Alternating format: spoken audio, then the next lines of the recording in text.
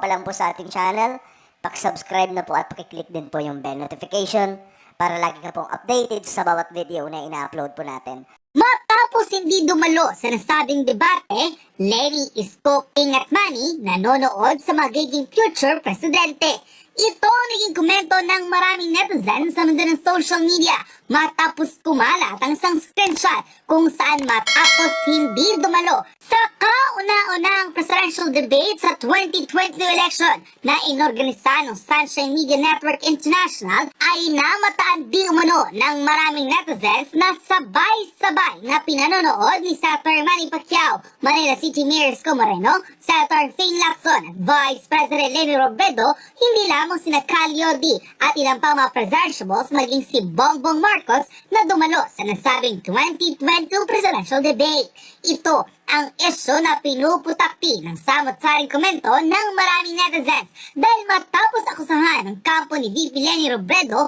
na duwag si Bongbong Marcos ay tila ang apat palang presidential boss ang tunay na duwag dahil hindi kumasa sa first ever presidential debate na inilunsad ng SMNI News sa kanilang social media platforms. Ang malala pa raw dito ay bakit tila sabay-sabay na pinanonood ng nasabing live stream ng SMNI sa Facebook kung saan nakita ang mga pangalan na VP Lenny Robredo, Manila City Mayor Isko Moreno, Senator Manny Pacquiao at Ping Lacson. Mas lalo raw pinatunayan ng mga nag-decline sa nasabing presidential debate na hindi sila karapat-dapat na maluklok bilang ika-17 presidente ng Republika ng Pilipinas. Narito ang full report ng maraming ng samot-saring reaksyon sa social media. Kayo ang mga tunay na duwag. Ito ang naging komento at derechang pamabatikos ng maraming Pilipino sa mundo ng social media na derechang pinatamaan sina Manila City Mayor Isko Moreno, Senator Fing Lacson, Vice President Lenny Robredo at Senator Manny Pacquiao matapos ngang hindi dumalo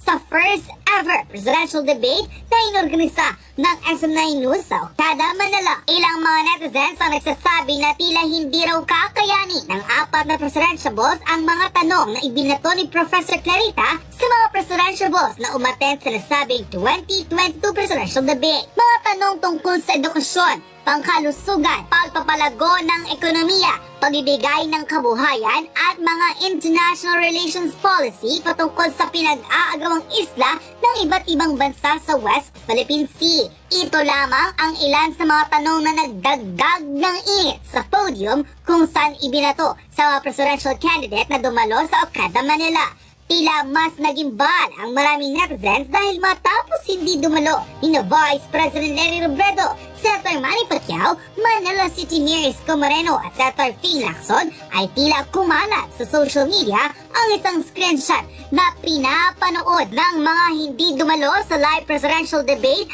ang speech ni dating Senator Bongbong Marcos habang sinasagot ang mahihirap na katanungan ni Professor Carlita Carlos na isa sa mga panelists na nasabing debate. Kumalat sa nasabing social media platform ang nasabing screenshot at tinanong ng maraming netizens kung ano ang ginagawa ng mga presidential boss na nag-decline sa invitation mula sa SMNI na dumalo sa nasabing 2022 presidential debate. Kung inaabangan daw ng presidential boss ang pagkakamali ni Bongbong Marcos sa nasabing debate live from Okada, Manila, ay tila dito sila nabigo dahil maging ang striktong professor ni si Carlita Carlos ay bumilib kay Bongbong Marcos matapos ang samot-saring sagot ito sa iba't ibang isyu na kinakaharap ng lipunan. Sina Fing Lacson, Manila City Mayor Isko Moreno, Senator Manny Pacquiao, Vice President Lenny Robredo ang may tuturing na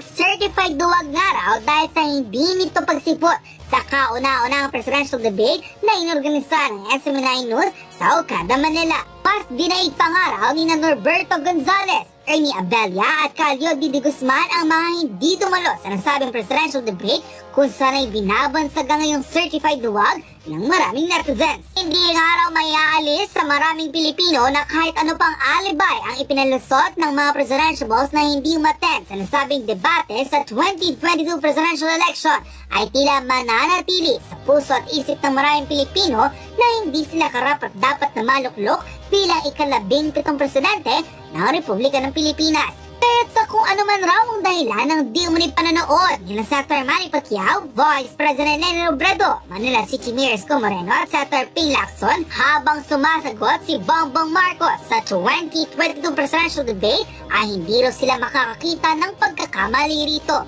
dahil mismo si Professor Clarita Carlos ang nagpahayag ng kanyang katuwaan kay Bongbong Marcos matapos itong isa-isahin at sagutin ang mga plano na nararapat para sa mga Pilipino sa susunod na 6 na taon. Ano ang iyong magiging reaksyon matapos hindi dumalo sa nasabing 2022 presidential debate mula sa Okada, Manila, sina Senator Manny Pacquiao, Senator Ping Lacson, Manila City Mayor Isko Moreno at Vice President Leni Robredo ay tila sabay-sabay naman itong pinanood ang presidential debate kung saan naroon ang former senator at frontrunner na si Bongbong Marcos Jr.